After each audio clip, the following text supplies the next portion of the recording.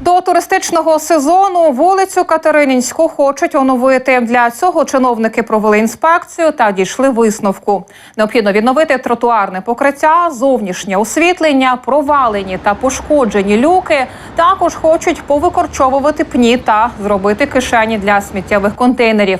Більшу частину робіт мають виконати до 1 травня, а загалом впоратися з усім до 1 червня. Аналогічно із іншими центральними вулицями міста.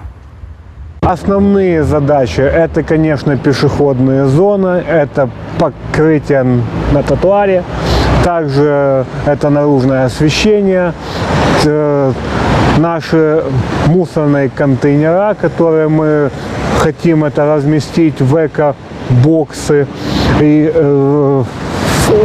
специально подготовленные. Это карманы, фасады, улицы, инженерные сети и так далее. Зеленые насаждения. То есть все то, что могут замечать это туристы.